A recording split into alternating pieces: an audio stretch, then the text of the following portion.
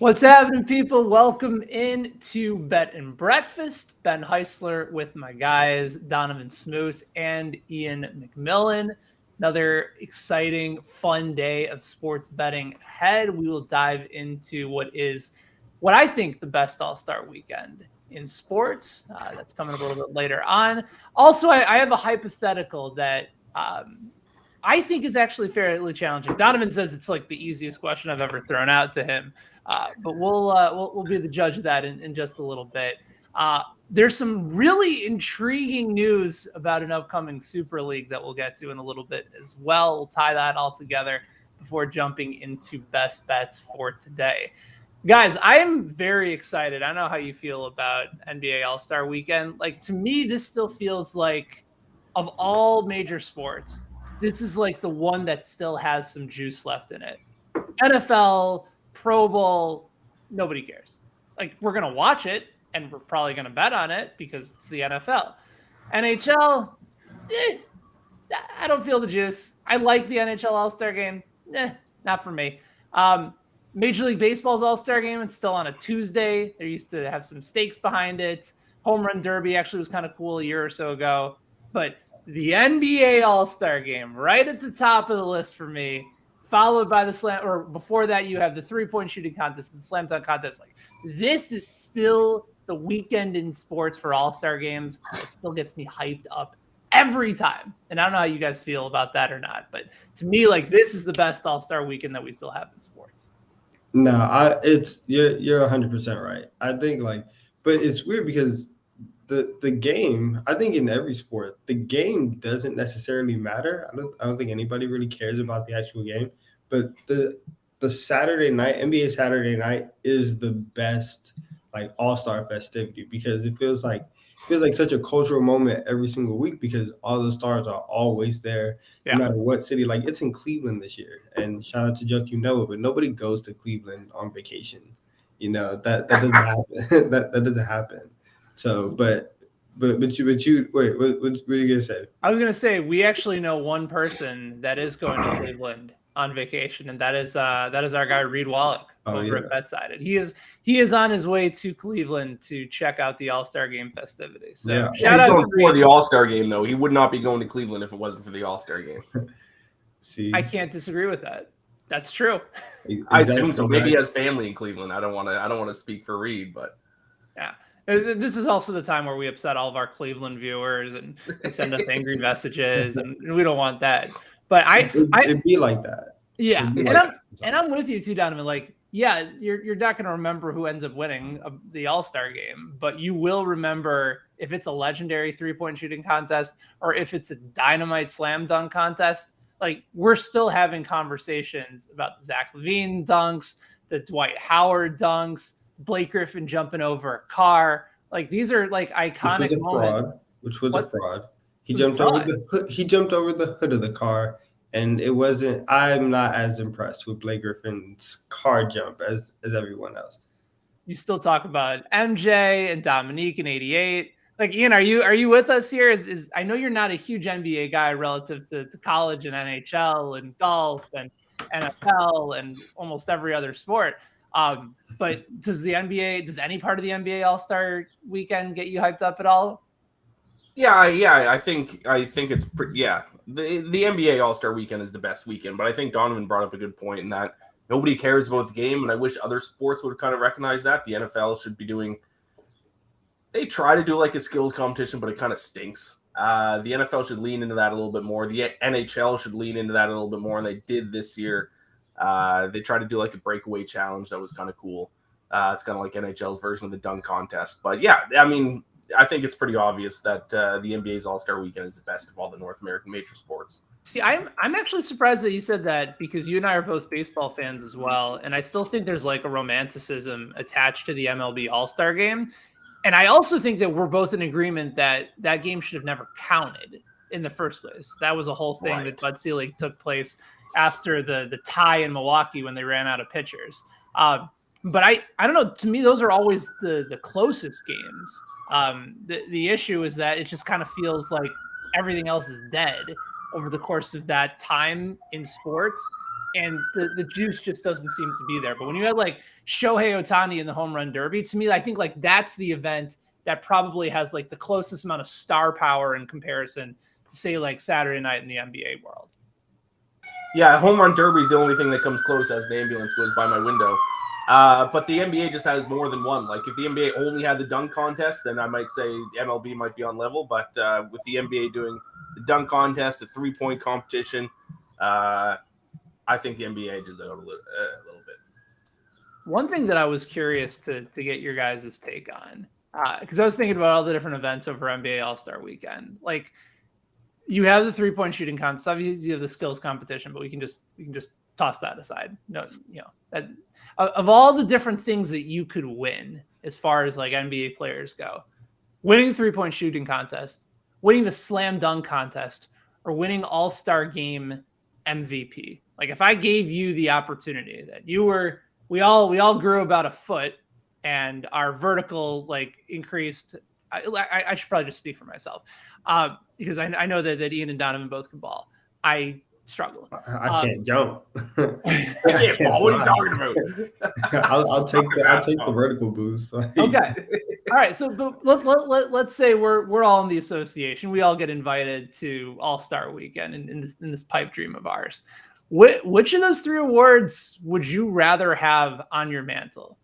3-point shooting champion, slam dunk champion, or NBA All-Star MVP? I think this is a challenging question because I'm going back and forth between 2 of them. But Donnavan, you said that this was the easiest question I'd ever tossed up to you. So the floor is yours. Which of the 3 awards would you want to have the most? I'm hands down taking the slam dunk competition. That's the easiest one. First off, the All-Star Game MVP, it would be cool to win, but nobody cares if you win All-Star Game MVP until you're about to break the record for All-Star Game MVPs. Unless you're a fan of that player, you don't remember when somebody wins the All-Star Game MVP because, again, the game itself isn't 100% memorable every time. And then the 3-point contest, while if you have a great competition, that's only brought up if you have an all-time level 3-point contest, and it only gets brought up when you're in the 3-point contest because there's not another scenario that where you can replicate that. But if you're in the slam dunk contest, if you have the performance, Vince Carter dunked 20 something years ago, and he's still the gold standard for dunking. Exactly. It's over. And that's literally what all the legacy talks would be. It would be over if you had a Vince Carter level performance. Aaron Gordon will be known for nothing else in his career except for the fact that he was robbed in 2016 by Zach LaVine because he had he had the better closing performance. They did, but they were both dynamic. Yeah. It was hard to say LaVine didn't deserve it. Gordon was robbed because LaVine technically did the same dunk back to back. He added a little bit of flair, but his dunks were very similar. But the slam dunk contest, if you do that at the top level, that's all you for the rest of history. So it's easy for me. Ben, I don't know why you threw the skills challenge. I would choose the skills challenge. Stop. I want to be the best dribbler. He's doing running around, dribbling, passing through hoops. They've also ruined the skills challenge. They need to bring back the time trial because what they have, the competition that they have right now, it's so anticlimactic. It happens so fast. The time trial, that's where the drama's at. Listen, has anyone who's dominated the skills challenge? Big man. When you think of skills challenge, who dominated it? Is there a name that comes to mind at all? Not for me. The most memorable one was, in my opinion, but that's because I'm a Knicks fan, was Kristaps Porzingis winning it a couple years ago because that was the only good thing that happened to the Knicks that year. So that's exactly my point. I want to do the skills. I want to do the skills challenge, and I want to be the best. I want to be the skills challenge guy. Nobody's gonna dribble like me and pass through hoops like me. So a market inefficiency is where you're taking your greatness. That's right. Okay. I see an opening in the skills challenge. I want to win the skills challenge every single year of my career and be the skills challenge guy. Ian's like, all right, what can I do in my life where I can be compared to the 2003 Oakland A's? You know, I'm the guy, the basketball equivalent of getting on base. Yes. That's me for the rest of my dribble career. really fast. All right. So I appreciate you taking this hypothetical seriously. That's feels good here. I was gonna go with your answer, Donnavan, because to me it's like, all right, I could do some of the more creative dunks and win that contest. And you're right, like we remember the insane dunks for a longer time. But if I'm an All-Star Game MVP, that's reflected in like me being a damn good basketball player. Like I made it to the All-Star Game. And like, think about some of the great players, like Damian Lillard didn't go to the All-Star Game for several years. Like Zach LaVine finally got his first opportunity to go last year. Like if you play in the All-Star Game, like you're already cementing yourself as one of the top players in the league. And then to win the MVP of that game is a reflection of you being amongst the greats. Like, so to me, winning the All-Star Game MVP, and maybe I'm taking this hypothetical way too far and you guys can reel me back in, but it's less about the award, but it's more about like where you rank as a basketball player. Because there's been some bona fide scrubs that have been competing in the dunk contest that are there for the dunk contest and then they go back home and then probably go back to the G League. Jeremy Evans. Yeah, that's certainly one of them. I mean, Derrick Jones Jr. is starting to make a name for himself. Before that, he was having a hard time finding a roster spot. I don't know. The All-Star Game MVP is getting a little bit more appeal for me just because of where it places you amongst the best NBA players in the game. I think you guys just need to start respecting the skills challenge a little bit. You're right. You're right. Do you know what the defending skills challenge the argument is? Let's go full Vince Carter. It's over. It's over. Ian just completely knocked this one out of the water. We got nothing left to say. We might as well just move on. Domantas Sabonis. Shout out to him. Defending champ. By the way, that dude can play, and he's putting up some good numbers in Sacramento. So salute to Domantas Sabonis. And his legendary father, Arvydas Sabonis. Arvydas is disgusting in 2K. I don't know if y'all. It's so hard to play against Arvydas. He is nasty. Yeah, and he could shoot. Yeah, he's one of the first like big men that was such a good passer, but could also just shoot from like the mid range and nail it a ton of the time. Like he was a really efficient player. Shout out to the Sabonis family. I didn't know that they were going to be getting mentioned on Bet and Breakfast today, but that's the beauty of the show. So another thing that I want to get to before we dive into best bets today, and Ian, I'm going to lead with you on this one because I'm really curious to get your perspective as our golf insider over at BetSided. So we had heard these rumors for a while about like a rival competitor league to the PGA Tour, this Saudi Golf League. Mm-hmm. They were going to start recruiting some major names. They were going to pay a ton of money. The events were going to be a little bit smaller, but the level of competition was going to be no cut. You'd have maybe like 40, 50 guys in an event.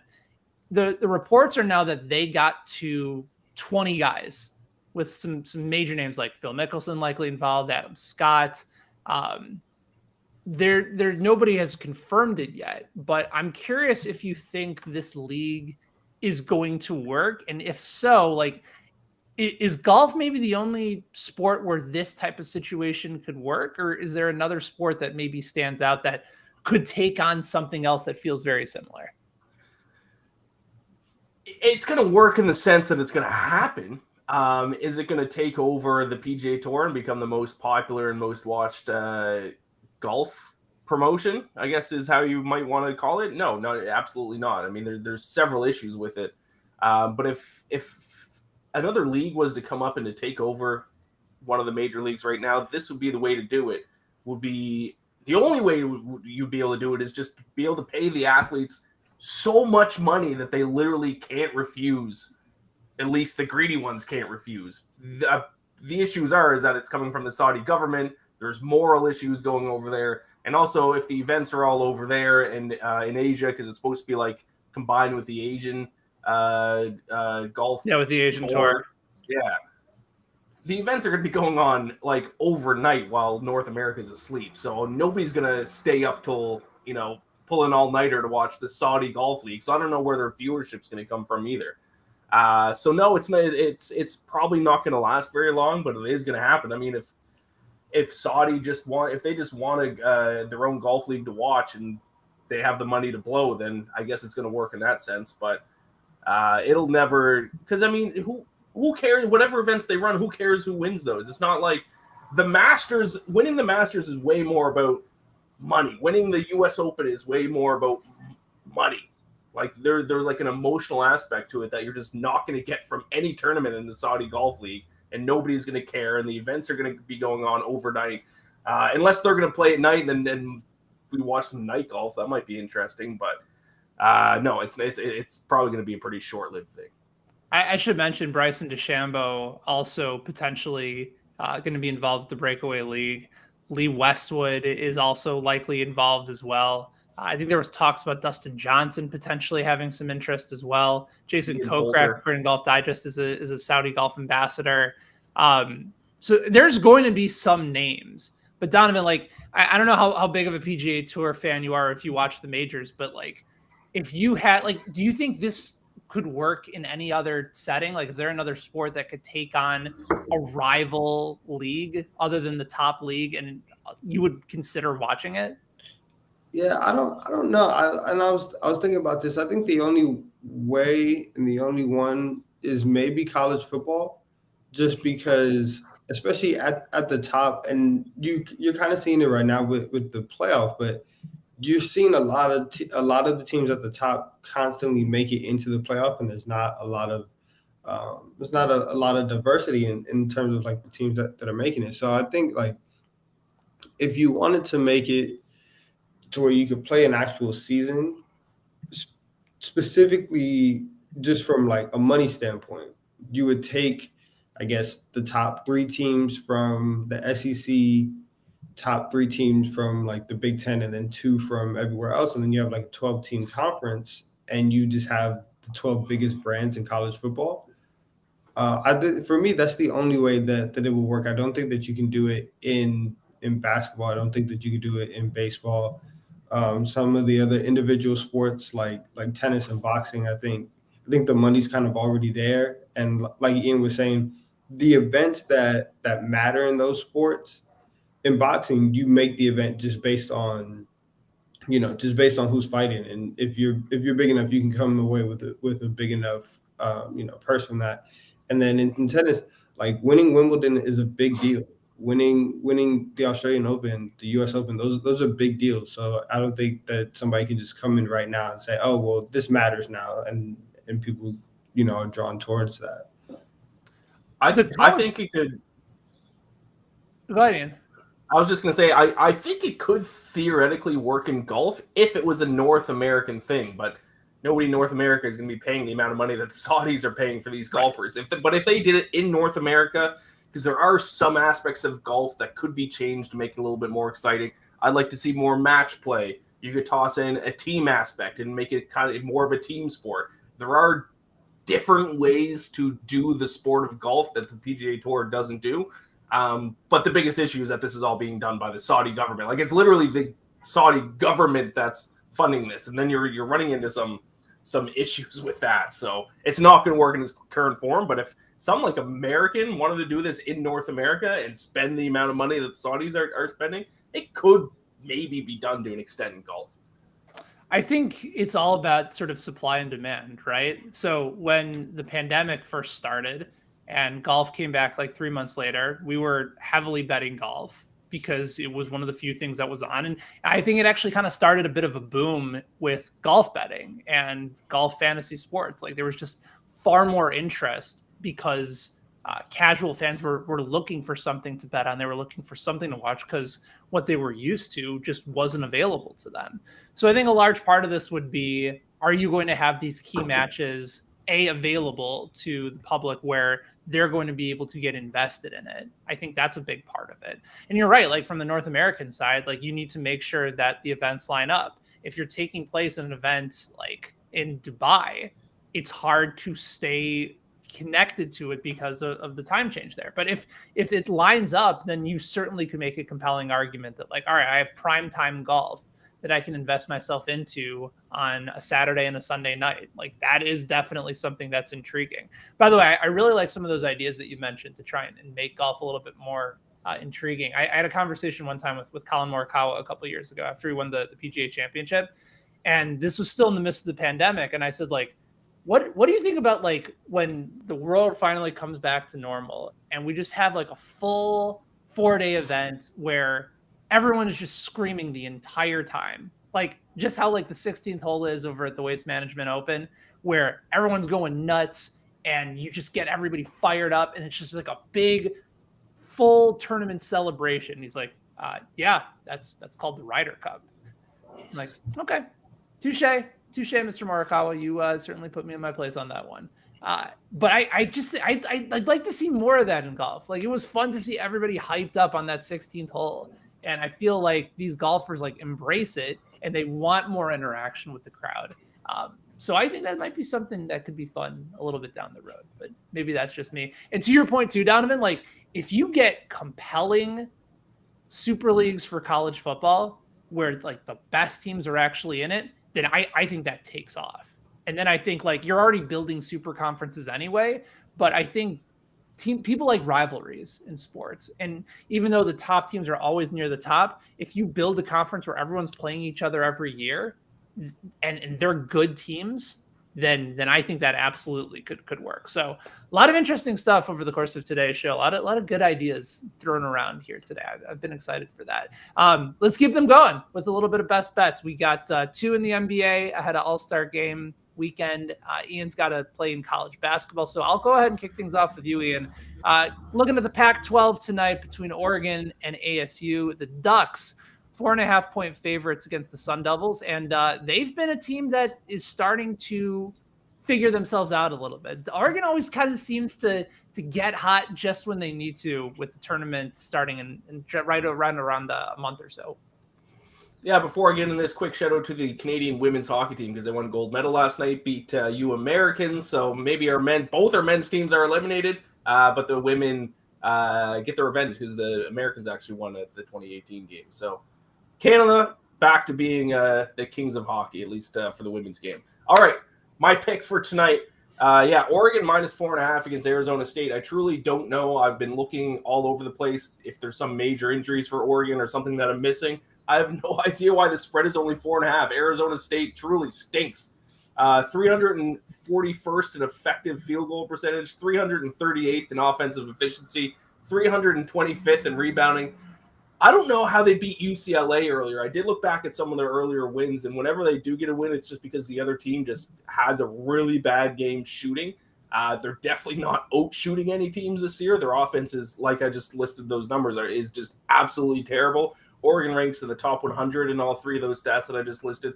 This is a complete mismatch. I think Arizona State's being a little bit overvalued because of that UCLA upset a couple weeks ago. They just upset Washington State, I believe, on the road a few days back. But these two teams are night and day from each other. So Oregon minus 4.5. If there's such thing as a trap line, I don't know if I believe in trap lines. If there's such thing as one, this would be it. But I'll take the bait. Go Ducks. By the way, these two teams played, I think, back a few weeks ago, and Arizona State ended up winning 69-67, but Oregon led the entire way.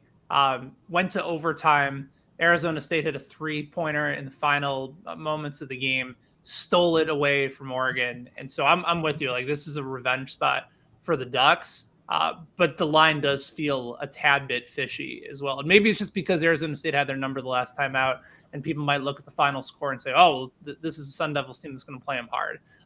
Oregon's the better team, and I really like that play as well. To the association we go. Donnavan, you're looking at a matchup out between the Rockets and the Clippers. Rockets on the second game of a back-to-back tonight, and the Clippers 10-point favorites. Yeah. And listen, it's kind of a high spread for the Clippers, but the Rockets are cooked. They are not a good team. I think like they went from being like this young team that plays hard and like they can still be like a fun young team which is just code for a bad team. But like we never use that for anybody else. But they have turned into just a bad young team, and I just can't trust them right now. They have the worst net rating in the NBA over the last 10 games at minus, at negative 15.5. They are 1-6 against the spread in their last 7 games. Meanwhile, the Clippers, they've covered it in their last 3. They have the 9th best defensive rating, in the league over the entire season. And I think before the All-Star break, Houston really they're done. They just want to get out of here. They just want a break. I think the Clippers, who are still playing for something, who are still fighting for playing seeding, they're going to be able to put the clamps on Houston and pull away in this one. So I really like the Clippers tonight. Clippers have started to play some better defense too. They've been a top 10 defensive rated team throughout most of the season, but then went through a stretch where they gave up 137 to the Bucks. Next game gave up 135 to the Grizzlies. Got cooked by Dallas, which is one of the slowest paced teams in the NBA. And then they started to play a lot better, including a 15-point blowout win against the Warriors back on Valentine's Day. And they played the Suns tough too. Like, that is the best team in the NBA right now. Yeah. Only gave up 103 to one of the more efficient offenses in the league. So they should take care of business tonight against the Rockets. 10's a lot, especially before you go into the break, but they're certainly more than capable, especially if Houston just decides to punt on that game. So like both of these picks so far today, for me, I'm looking at the Heat. They're -4 against Charlotte tonight on the road. I love this pick. Yeah, Charlotte has been fun. Like if we're talking about those teams, like I'm going to steal this line from you. Like, Charlotte's been a fun team, and now they're a fun bad team because they'll go and they'll run. They're tops in the league in pace. They're not defending anybody. They have 1 win in their last 9 games. Even if the Heat decide to rest a few guys, they've still won 5 of 6. They've won both games in the series so far this year. Heat are also 19-13 on the road against the spread. And here's the thing about Charlotte too. Like, if you're going to win games with a high octane offense and you're just going to dominate that type of game, then you need to be like more efficient on the offensive side of the ball. And they haven't been efficient. They haven't been making shots. Their defense continues to be atrocious. And Miami doesn't mess around with that. Like, that's a really good, aggressive, knows where they need to be. Their help defense is one of the best in the league. They're just a really smart, well-coached team that always seems to improve in the second half of the season under Eric Spoelstra. It's happened, I think, in 10 of his 12 years so far in Miami. So Charlotte's just going to get run out of their own gym because they're not playing well. When they're confident on offense, then they have a shot to contend with anybody. But that's just not the case right now. They're trying to get to the All-Star game and refresh themselves.